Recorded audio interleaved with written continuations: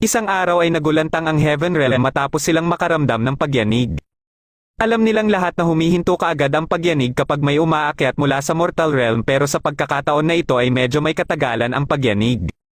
Nang tiningnan nila kung sino ang umakyat ay nagulat sila dahil si Lian lang pala ito o ang Crown Prince ng Xianle Kingdom. Kilala na si Lian dito dahil pang ikatlong beses niya na pala itong pag-akyat matapos siyang mawala bigla ng 2 beses 800 taon na ang nakakaraan. Sa murang edad ay kaagad siyang pinaakyat ng Heavenly Emperor. Ito ay dahil nakitaan siya ng potensyal matapos niyang kalabanin ang isang demon sa Yin Ian Bridge. Sinalubong naman siya ng isang heavenly official na si Wen para batiin siya sa pagkapanalo niya umano bilang most anticipated officials na mapapalaya sa Heaven Realm. Dahil dito ay pagkakalooban din umano siya ng 100 merit credits. Ipinaalam din ni Wen sa kanya na dahil sa pagyanig kanina ay may naagrabyado din siyang iilang mga heavenly officials. Para makabawi ay kakailanganin niya ng 8.8 million merit credits. Ngunit dahil wala siyang ganito kalaking merit credits ay may naisip naman na paraan si Wen. Ayon kay Wen na maraming Northern worshippers ang kasalukuyang humihingi ngayon ng tulong sa mga heavenly officials para puksain ang sinasabing ghost room na nangunguha ng mga bride. Kung makukumpleto niya ang misyon na ito ay siguradong mapupunta lahat sa kanya ang mga alay ng mga worshippers. Kinausap nila ang mga martial gods para subukan na humiram ng 2 martial officials na pwede niyang makasama sa misyon. Pero pinagtatawanan lang siya ng mga martial gods dahil sa pagiging heavenly official niya na wala kahit ano. Kumingi siya ng tawad sa mga martial gods na naagrabyado niya at ito pala ay sila General Shen na siyang nahulugan ng kampana at si General Nanyang na nasiraan ng palasyo dahil din sa lindol.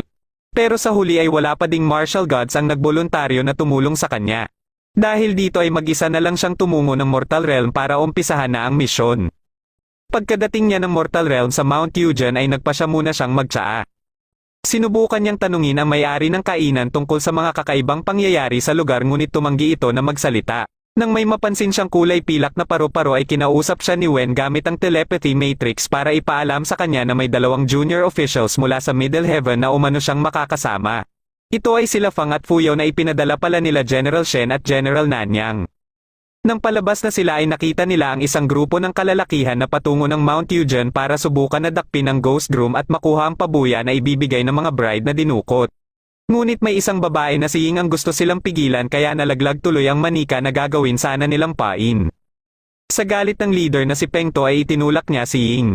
Makikialam na sana sa mga ito si Fang ngunit mabilis na umaksyon si Lian para atikihin si Peng To. Pinaatake ni Peng To ang kanyang mga tauhan kaya ipinakita ni Fang ang kanyang lakas.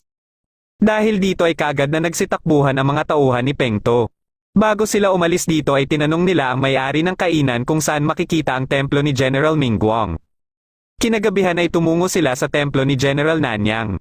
Nagtataka naman si Lian kung bakit kaya walang nakatayong templo dito ni General Mingguang na siyang nakatalaga sa North Mortal Realm. Humiram siya kay Fang ng mana para makausap niya si Wen at sinabi niya ang tungkol dito na ipinagtaka din ni Wen. May mga nakuha namang iba pang impormasyon si Wen tungkol sa ghost room kaya sinabi niya na din ito kay Lian.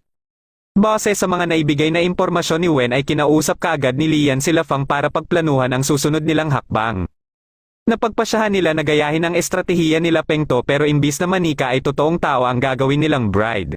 Dahil dito ay naisip nila Fang at Fuyaw na si Lian na lang ang gawing bride. Kinabukasan bago sumapit ang gabi ay sinimulan na nila ang paglalakad papunta sa Mount Yugen. Nakita naman sila nila Peng To kaya nagpasya din ang mga ito na sundan sila. Makalipas ang ilang minuto ay bigla na lang may narinig si Lian na parang batang babae na tumetawa. Pero hindi ito marinig nila Fang kaya naisip kaagad ni Lian na sa kanya lang ito pinaparinig. Ilang sandali lang ay biglang nagpakita sa kanila ang mga lobo. Nilabanan ito nila Fang at Fuyaw pero nang maubos na nila ang mga ito ay nagsilabasan naman ang mga nakakatakot na nilalang na parang mga zombie. Nagpumilit na pumasok ang isa sa sedan chair kaya ginamit na ni Lian ang kanyang sandata at inatake ang mga kalaban. Katapos ay sinabihan niya sila Fang na iwan na siya dito. Ilang sandali lang pagkaalis dito nila Fang ay may isang lalaki ang kumuha sa kanya. Sumama siya dito pero kaagad din niya itong inatake kaya mabilis itong naglaho at naging mga paru-paro na kulay pilak. Napaisip siya kung iyon na ba ang hinahanap nilang ghost room. Ilang sandali lang ay may bumalik na isang paru-paro. Sinundan niya ito at sa di kalayuan ay nakita niya ang Mingguang Temple. Pagkapasok niya dito ay nakita niya ang mga bride na dinukot. Ngunit lahat ng mga ito ay pare-pareho ng walang buhay. Muli niyang narinig ang tunog na narinig niya kanina at nang maramdaman niya na may paparating ay nagpanggap siyang isa sa mga bride. Nang malapit na ito sa kanya ay mabilis niya itong inatake pero nag-transform ito bilang itim na usok at kaagad na lumabas ng templo. Mabilis itong nawala at dumating naman dito sila Pengto. Ilang sandali lang ay dumating din dito sila Fang at Fuyao. Naisip ni Lia na posibleng isa kina Pengto ang ghost groom kaya pinatingnan niya ito isa-isa kay Fang. Nang tiningnan ni Fang ang mga ito ay wala siyang nakita na kainahinala. Napansin nila ang paggalaw ng mga halaman at nang nilapitan ito ni Pengto ay si Ying lang pala ito. Sumunod pala ito kina Pengto dahil nag-aalala ito kay Lian. Lumabas naman mula sa templo ang isang tauhan ni Pengto para ipaalam kay Pengto na nasa loob ang mga bride. Dahil dito ay mabilis na pumasok sila Pengto para iuwi ang mga ito at makuha na nila ang mga pabuya. Kahit nalaman nila na wala ng buhay ang mga ito ay nagpasya pa din sila na iuwi ang mga ito dahil siguradong may matatanggap pa din silang pabuya. Sinusubukan naman silang pigilan ni Lian pero hindi sila nakikinig. Hanggang sa mabighani sila sa ganda ng isang bride. Dito na lumapit sa kanila si Ying pero initsapwera lang siya ni Pengto. Biglang may bumato kay Pengto at nakita niya kaagad ang may gawa nito. Akala nila ay ang ghost groom na ito kaya hinabol nila ito. Sinubukan pa silang pigilan ni Lian pero hindi sila nagpapigil. Ilang sandali lang ay bumalik sila na duguan na at takot na takot. Kinagisa ni Lian ang sulo kung saan nanggaling sila Pengto at nakita nila ang mga nakabitay na katawan ng mga tao. Hindi akalain nila Fuyao na nakikipagtulungan pala ang ghost groom sa Green Imor. Isa din itong ghost na may cultivation level na malapit na sa devastation at ang paborito nitong trick ay ang pagsasabit ng mga kalansay na pabaliktad. Dito na nabanggit ni Lian ang tungkol sa lalaki na kumuha sa kanya kanina nung nasa sedan chair pa siya. Dahil may kutob sila na baka ito ang Green Imor ay nagpasya si Fuyao na bumalik ng Heaven Realm para ipaalam ang tungkol dito. Dumating dito ang isang tauhan ni Pengto kasama ang isang binata na balot ng bendahe ang mukha. Akala nila ay ito na ang ghost groom pero pinagpipilitan ni Ying na wala umano itong kinalaman. Ayaw namang magpatalo ni Pengto kaya inatake na ito ni Lian. Makalipas ang ilang minuto ay sinubukan ni Lian na tanungin ang binata tungkol sa mga kalansay na nakabitay ngunit parang natakot lang ito. Para hindi ito masyadong paghinalaan ay ikwenento na ni Ying kung paano niya ito nakilala. Dati niya itong tinulungan pero dahil binubugbog lang ito ng kanilang mga kanayon ay pinabalik niya na lang ito sa kagubatan. Akala ng marami ay ito ang ghost groom pero wala itong katotohanan. Matapos marinig ni Lian ang kwento ni Ying ay humiram siya ng mana kay Fang at bumalik sila sa Mingguang Temple. Ngunit pagkapasok nila ng templo ay kinuha na pala ng ibang tauhan ni Pengto ang mga bride. May kutob si Lian na hindi lang 17 ang bride na andito kanina kundi 18 at ang isa sa mga ito ay ang hinahanap nilang ghost groom na nagpanggap din bilang bride katulad ng ginawa niya kanina. Kung pagtatagpi-tagpiin nila ang mga impormasyon at mga napapansin nila sa templo ay masasabi niyang parang may selos o galit ang salarin sa mga dinukot nitong bride. Bigla silang nakarinig ng sigaw kaya dali-dali silang lumabas. Nagsimula na palang umatake ang mga bride at nang makita ito nila Lian ay ginamit niya ang kanyang sandata para mailigtas sila Ying. Ngunit dumating naman dito ang ibang tauhan ni Pengto dahilan para sila tuloy ang pinaghahabol ng mga bride. Pinasundan nito ni Lian kay Fang at siya naman ang humarap sa mga bride na naiwan. Muli niyang ginamit ang kanyang sandata para gumawa ng barrier at pinapasok niya sila Ying dito. Habang kinakalaban niya ang mga bride ay kinakausap din niya si Wen. Tinanong niya ito kung may nakarelasyon ba si General Mingguang. Nang tiningnan ni Wen ang buhay ni General Mingguang nung isa pa itong tao ay nakarelasyon nito ang general ng kalaban na si Jin. Ikwenento ni Wen kung paano nagkakilala ang dalawang general ngunit ilang sandali lang ay inatake na si Lian ng itim na usok. Nang magpakita na si Jin ay paulit-ulit itong nagtanong kay Lian kung bakit hindi umano si General Mingguang ang pumunta dito. Nalaman din ni Lian na pinagtaksilan pala nito ang sarili niyang bansa para lang kay General Mingguang. Nang magising si Pengto ay pilit naman itong hinila ang kaibigan ni Ying palabas ng barrier. Kaya nang mapansin ito ni Jin ay kaagad itong inatake ni Jin.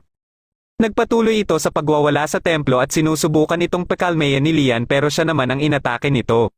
Kaagad na kumilo si Ying para subukan na iligtas si Lian ngunit inatake din siya ni Jin.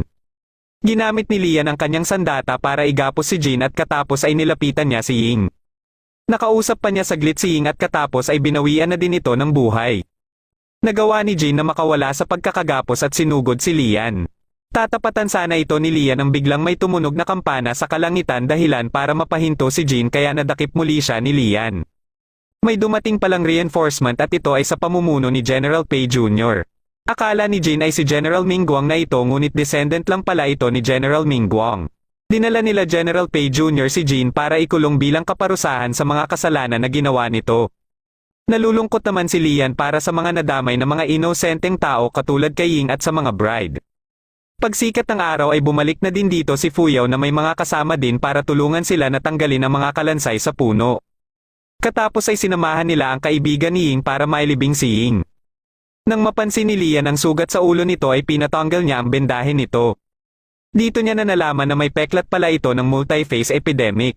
Hindi siya makapaniwala na nananatili pa pala ang sakit na ito hanggang sa ngayon na dapat ay nawala na kasabay ng pagbagsak ng Xianle Kingdom. Nang hahawakan niya na sana ito ay tumakbo ito palayo sa kanya. Hindi din makapaniwala sila Fuyao dito pero sigurado si Lian na isang multi-phase epidemic ang kanyang nakita. Nagpasya sila na bumalik na ng Heaven Realm para maipaalam din nila ito kay Wen. Nang maipaalam niya na ito kay Wen ay sinigurado ni Wen na susubaybayan nila ang kaibigan ni Ying. Katapos ay kinausap nila ang mga martial gods para naman mapag-usapan ang tungkol sa pagtutulungan nila Jin at ng Green Immor o ni Kirong.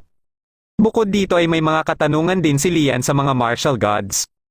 Una niyang natanong ay ang tungkol sa child spirit na kumakanta na siya lang ang tanging nakakarinig. Pero kahit isa sa mga martial gods ay walang alam tungkol dito kaya sinabi na lang ni Wen na iimbestigahan nila ito. Sunod na tinanong ni Lian ay tungkol sa lalaki na kumukontrol ng mga paru-paro na kulay pilak. Naisip kagad ng mga martial gods na si Huacheng ang tinutukoy ni Lian. Ayon sa mga ito ay isa si Huacheng sa 4 Ghost Kings o 4 Devils.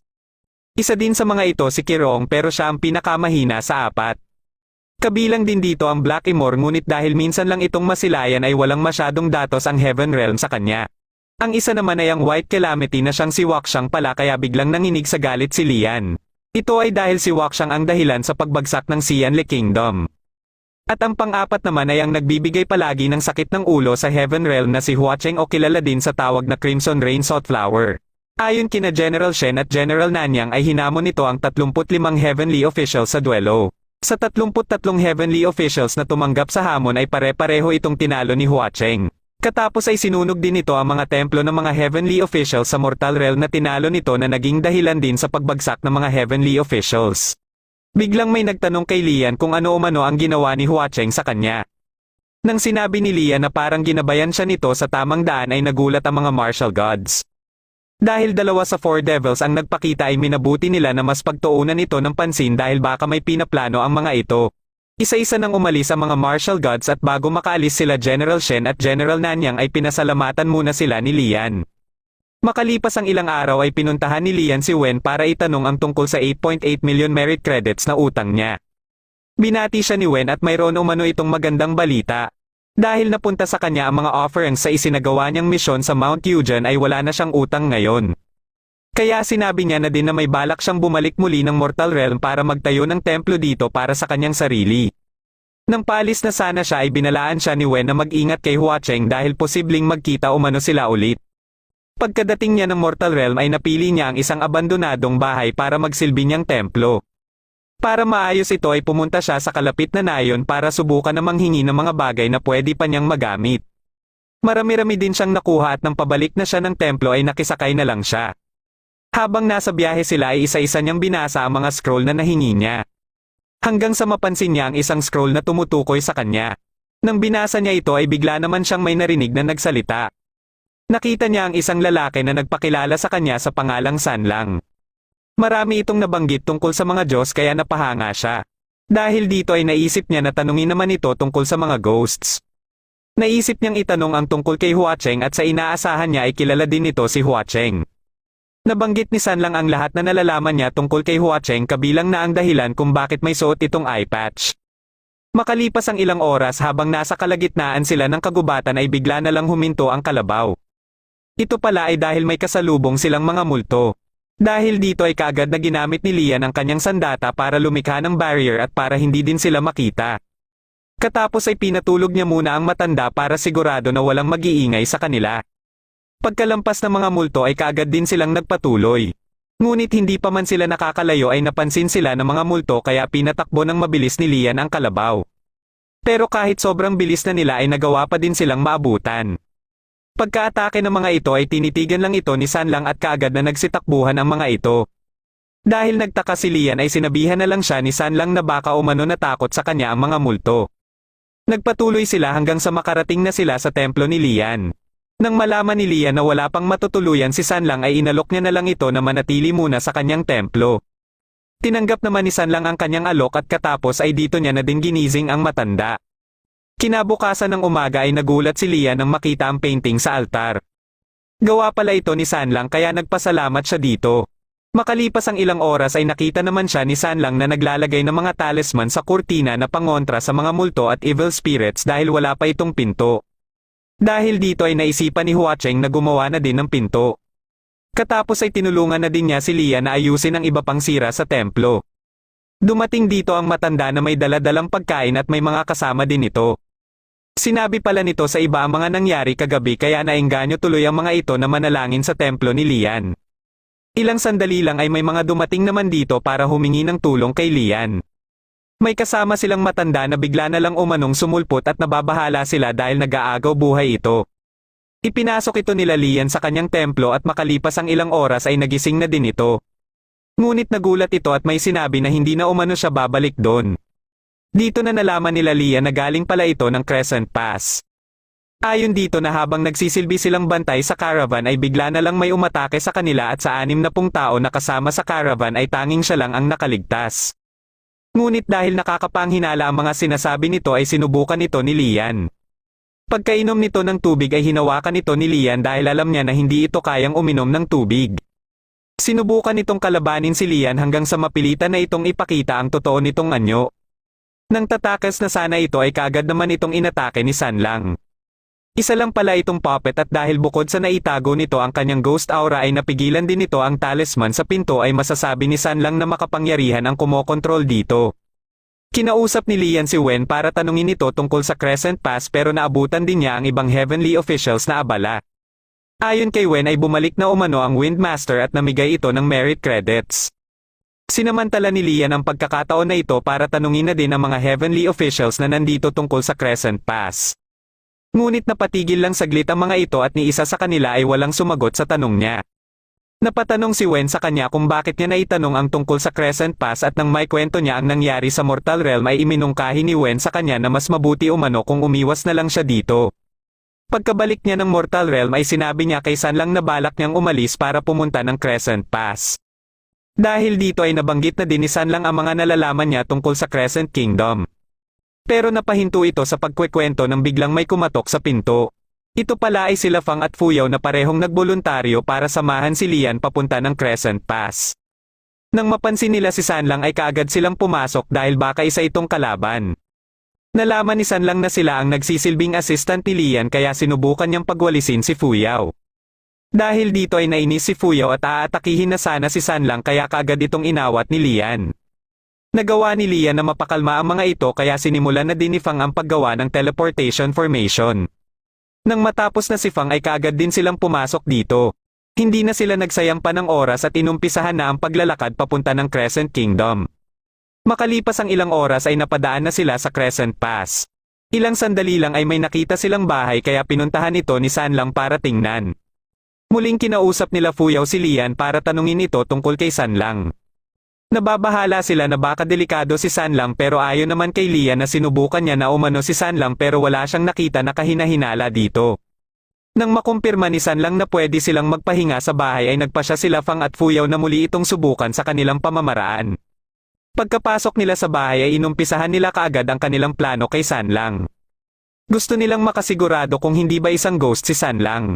Ngunit kahit anong gawin nila ay naiisahan lang sila ni Sanlang. Ilang sandali lang ay napansin ni Lian na parang may tumatakbo sa kalagitnaan ng sandstorm. Tiningnan nila ng mabuti ang mga ito at nakumpirma nila na mga babae ang mga ito. Habang pinagmamasdan nila ang mga ito ay nagulat si Lian na parang ngumiti sa kanya ang isa sa mga ito.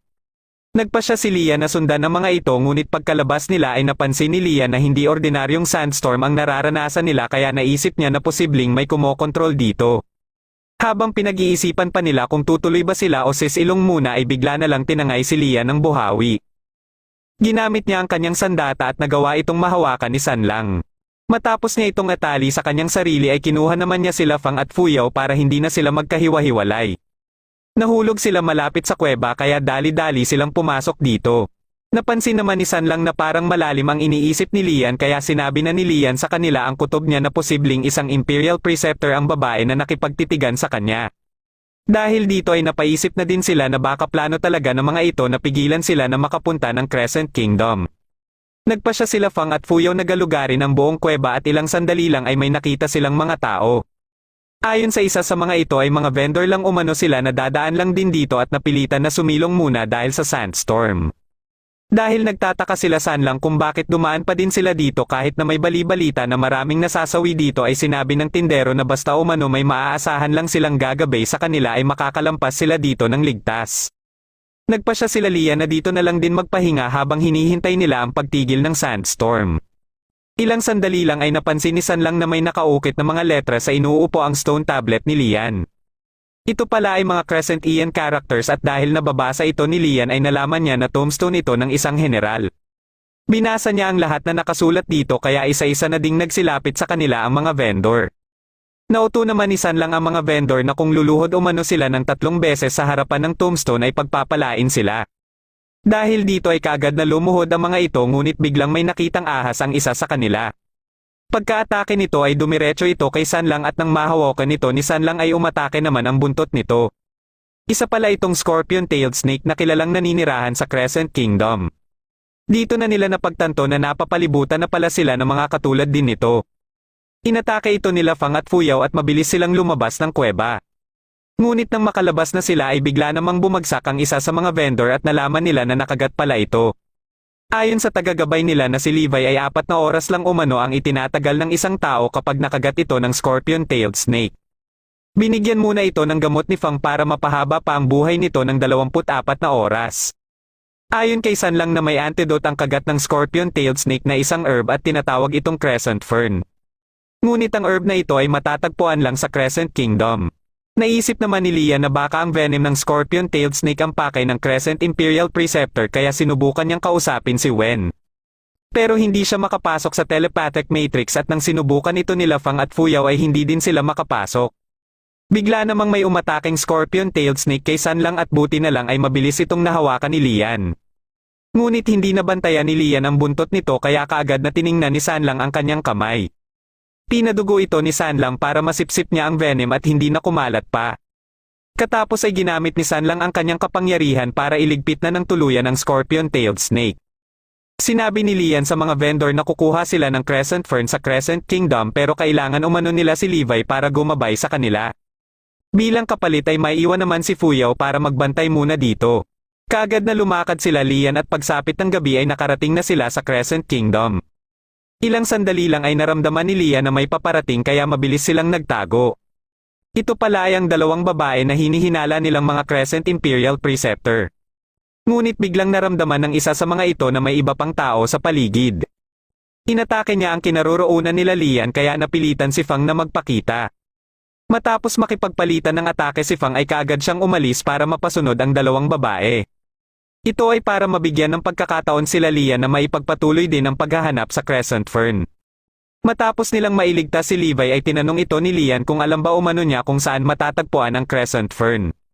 Ngunit hindi din pala ito alam ni Levi kaya sinabi na ni San lang ang hinala niya na posibleng matatagpuan ito sa Royal Palace. Kagad silang tumungo sa Royal Palace at nang hinahanap na nila ang halaman na ito ay nakita ni Lian ang bata na kasamahan ng mga vendor. Kasama din ito ang iba pang vendor dahil sumunod pala ang mga ito sa kanila. Ilang sandali lang ay may nahanap ng crescent fern si San lang at sinubukan nila ito kay Lian. Dahil sa paggaling kaagad ng sugat ni Lian ay kaagad na kumilos ang mga vendor para maghanap din. Habang naghahanap na ang mga ito ay bigla na lang silang nakarinig ng sigaw. Nagtataka silang lahat dahil wala namang may sumigaw sa kanila. Nasa damuhan pala ito at nang tiningnan ito ni Lian ay may nakita siyang ulo na nakabaon.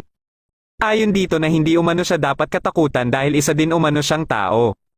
Kaya sa kagustuhan ng isang vendor na makakuha ng crescent fern ay sinubukan niyang pumitas ngunit bigla siyang inatake ng taong nakabaon. Susubukan na sana itong atikihin ni Lian nang bigla namang may umatake sa kanya. Nakita nila sa taas ang isang ghost at umano'y general ng Crescent Kingdom na si Millstone at nagsidatingan din dito ang iba pang mga kawal ng Crescent Kingdom. Pinadakip ni Millstone sila Lian at nang aalis na sana sila ay paulit-ulit na nagmakaawa kay Millstone ang taong nakabaon na pakawalan na umano siya dahil tumulong umano siya na madakip ang mga kalaban. Ngunit tinatake lang siya ni Millstone at kaagad na nagkawatak-watak ang kanyang mga buto kaya dito niya na nalaman ang katotohanan sa kanyang kalagayan. Dinala sila Lian sa Sinner's Pit kung saan isinasagawa ang pagpaparusa sa mga kalaban. Nang iniutos ni Millstone na ihulog sa Sinner's Pit ang dalawang bihag ay dito na umatake si Levi ngunit siya tuloy ang naunang inihulog ni Millstone. Para sa ikalawang ihuhulog ay ang bata ang napili ni Millstone kaya sinubukan ni Lian na makipagnegosasyon dito. Nagulat si Millstone na nakakapagsalita si Lian ng lingwahe ng Crescent Kingdom. Kaagad siyang tinanong ni Millstone kung taga saan siya at nang sabihin niya na taga Central Plain siya ay inakala ni Millstone na descendant siya ng Yunnan Kingdom na siya namang kaaway ng Crescent Kingdom. Dahil dito ay hindi naging matagumpay ang pakikipagnegosasyon niya kaya naisip niya na lang natatalon din siya. Ngunit nakita niya si San Lang na nakapwesto na para tumalon. Sinubukan pa niya itong pigilan ngunit hindi niya na ito naabutan pa. Sinubukan niya na tumalon din ngunit kaagad siyang hinawakan ni Millstone. Dahil dito ay ginamit niya ang kanyang sandata para isama na lang sa baba si Millstone. Nang makita ito ng babaeng bihag na nakatali sa poste ay dito na ito kumawala sa pagkakagapos at katapos ay kaagad na inatake ang mga tauhan ni Millstone. Nakita ito ni Millstone dahilan para mawala siya sa focus at dito na sinamantala ni Lian ang pagkakataon para hilahan si Millstone. Matapos itong bitawan ni Lian ay mabilis namang umaksyon si San Lang para seluhin si Lian. Pagkababa nila ay kaagad na nakita ni Millstone ang mga tauhan niya na wala ng buhay. Kaya sa galit niya ay inatake niya si San Lang na hawak-hawak pa din si Lian. Walang tigil itong umatake hanggang sa ginamit na ni San Lang ang kanyang sandata na siya namang paulit-ulit na umatake kay Millstone. Akala ni Millstone ay nakikipagtulungan sila Lian sa Imperial Preceptor. Kaya nagulat sila Lian dahil akala din nila nung una ay kakampi ito nila Millstone. Dito na sinabi ni Millstone na kahit kailan umano ay hindi na siya makikipagtulungan pa sa Imperial Preceptor. Natanong ni Lian kung ano ang rason ni Millstone at para hindi na nito isipin pa nakakampi sila ng Imperial Preceptor ay sinabi na din niya na kaya sila naririto ay para dakpin ito. Dahil dito ay napilitan ng magkwento si Millstone tungkol sa kanilang dalawa ng Imperial Preceptor. Ayon sa kanya na isang hybrid ang Imperial Preceptor dahil ang ama nito ay taga Yunnan Kingdom. Namana nito ang evil magical craft ng Yunnan kaya kahit may posisyon ito sa Royal Palace ay maraming opisyal ang gusto itong bitayin sa takot na pwede itong maging banta sa kaharian. Ngunit ipinaubaya ng hari ang desisyon sa kanya at nagpasya siya na isama ito sa kanilang mga operasyon. Dahil sa mga ginawa nito nung malagay sa alanganin ang mga buhay ng iba nilang kasamahan ay dito niya na nasabi na hindi ito banta sa kaharian. Sinuportahan niya ito kahit marami pa din ang may galit dito hanggang sa gawin na itong Imperial Preceptor. Ngunit isang gabi habang sinasalakay sila ng mga kalaban ay hindi nila makita ang Imperial Preceptor. Dito niya na napagtanto na pinagtak sila na pala sila nito kaya para sa kanya ay nararapat lang ito na parusahan. Ilang sandali lang ay naramdaman ni San Lang na may paparating at ito pala ay ang Imperial Preceptor o mas kilala sa pangalang Banyu Wei. Tiningnan nito ang buong paligid kaya natanong nito kay Millstone kung ano ang nangyari dito. Dahil dito ay galit na galit si Millstone dahil siya umano ang nagtulak sa mga tauhan nito dito. Tinanong naman niya sila Lian kung sila ba ang nagligpit sa mga ghost soldiers pero ayon kay Lian ay aksidente lang ang lahat. Sinabi din ni Lian na gusto sana nilang makalabas pero hindi nila ito magawa dahil sa magical formation. Dahil dito ay tinanggal ni Banyu Wei ang magical formation. Dito na biglang napaisip si Lian kung sino kaya ang dalawang babae na nakita nila kanina. Biglang dumating dito si Fuyao at pagkababa nito ay kaagad itong nagtanong tungkol kina Millstone at Banyu Wei. Dito na sinamantala ni Millstone ang pagkakataon para atikihin si Banyu Wei. Gustong-gusto niya na maipaghiganti ang kanyang mga kasamahan kaya walang tigil niya itong inatake. Ngunit ayon naman kay Banyu Wei ay hindi na umano niya nakokontrol ang mga scorpion-tailed snake. Nang ililigpit na sana ito ni Millstone ay kaagad na umaksyon si Lian para pigilan si Millstone. Nang hinawakan ni Banyu Wei ang kamay ni Lian ay napalingon si Lian kaya dito na ito nakilala ni Lian. Tinawag nito si Lian na General Hua at bigla namang pinatulog ni Fuyao si Millstone. Magkakilala pala sila Lian at si Banyu Wei pero nagtataka si Fuyao kung bakit General at Lieutenant ang tawag nito kay Lian. Naalala niya ang tombstone sa kuweba kaya dito na din inamin ni Lian na siya ang general na tinutukoy sa tombstone. Naikwento ni Lian ang mga nangyari sa kanya 200 taon na ang nakakaraan. Papunta sana siya sa timog nang masira ang kanyang compass kaya napadpad tuloy siya sa desyerto. Dito siya napasama sa isang hukbo kaya napabilang siya sa iba't ibang misyon para tuligsain ang mga bandido hanggang sa gawin na siyang lieutenant. Isang araw habang nagluluto siya ay sinipa ito ng kanyang kasamahan at dito niya na nakilala si Ban Yue. Nagpatuloy ito sa pagsunod sa kanya hanggang sa magpasya na siya na pakainin ito. May kaibigan itong isang lalaki na taga Yungan Kingdom na nakakasama din nila minsan.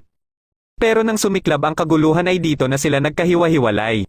Hindi naman pinalampas ni Fuyao ang kasalanan na isinisisi kay Ban Yue tungkol sa mga scorpion-tailed snake na umatake sa ibang tao. Ngunit ayon dito na hindi niya na umano kontrolado ang mga ahas at lumabas na lang bigla ang mga ito. Kahit anong paliwanag niya ay dinakip pa din siya ni Fuyao at gayon din si Millstone. Nang aalis na sana sila ay bigla na lang nagsidatingan dito ang mga ahas. Sinubukan itong kontrolin ni Ban Yue ngunit mas lalo lang dumami ang mga ito at ang iba ay sa taas pa nang galing. Dahil dito ay mabilis na ginamit ni Fuyao ang kanyang kapangyarihan para iligpit ang mga ito at lumikha na din ng barrier para hindi makalapit ang mga ito sa kanila. Biglang naramdaman ni Sanlang na may panibagong mga ahas na naman ang paparating kaya ginamit niya ang kanyang payong. Katapos ay naramdaman din niya na may iba pa silang kasama dito at ito naman ang inatupag niya. Sinubukan ni Lian na tawagin si Ban Yue pero hindi ito sumasagot. Nabanggit ni Fuyao na katulad lang umano sila ni Jin na mga traidor kaya dito na napagtanto ni Lian kung sino ang nilalabanan ngayon ni Sanlang. Ito umano ay si General Pei Jr. dahil naalala niya ang sinabi dati ni Fang na may kinalaman ito sa nangyaring massacre 200 taon na ang nakakaraan. Nang bumalik na ang mana ni Fuyao ay dito na nila nakita si Levi na siya palang tinutukoy ni Lian na si General Pei Jr. Sakto namang nagising si Millstone at dahil hindi pa nito nakakalimutan ang ginawa ni General Pei Jr. ay sumugod ito ngunit pinigilan lang siya ni Fuyao. Tinanong ni Lian si General Pei Jr. kung paano umano sila nagkakilala ni Ban Yue. Kaya pinaalala ni General Pei Jr. kay Lian na dati na din pala silang magkakilala dahil ito ang kaibigan ni Ban Yue na taga Yungan Kingdom. Dahil dito ay naisip kagad nila Lian na si General Pei Jr. ang nag-udyok kay Ban Yue na buksan ang gate na siyang ikinatalo nila Millstone at ikinabagsak ng Crescent Kingdom. Ngunit ipinagtanggol ni Ban Yue si General Pei Jr. at sinabi niya na ang totoo na siya umano mismo ang nagdesisyon para gawin ang pagtatraidor sa Crescent Kingdom. Ipinakita dito ang mga pangyayari 200 taon na ang nagdaan. Matapos ang nangyari kay Lian ay labis itong ikinalungkot ni Ban Yue. Nang mapansin siya ni General Pei Jr. ay nagpasya ito na sumali sa hukbo ng Yungan Kingdom. Sumapit ang ilang taon ay muli silang nagkausap ni Ban Yue at dito na sila nagplano. Sinabi ni General Pei Jr. kay Ban Yue na ang pagtatapos ng digmaan ay siguradong siya din ang gustong mangyari ni Lian. Dahil dito ay pumayag na si Ban Yue sa plano ni General Pei Jr. para matapos na ang labanan. Habang paulit-ulit na humihingi ng tawad si Ban Yue ay bigla na lang itong nanghina at bumagsak.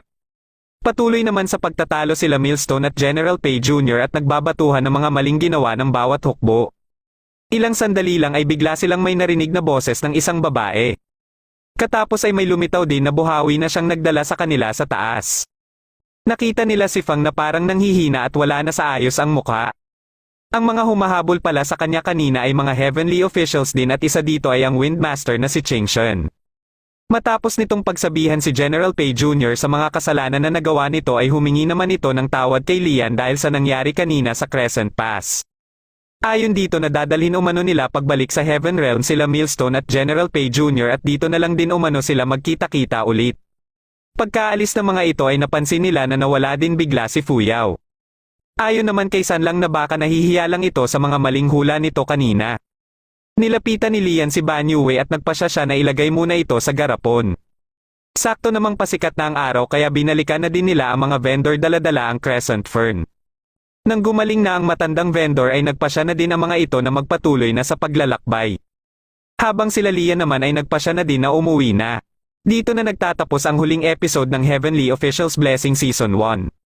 Kung nagustuhan mo ang ating kwento ay huwag kakalimutan mag-like at mag-subscribe na din para malalaman mo kaagad kung may bago akong video.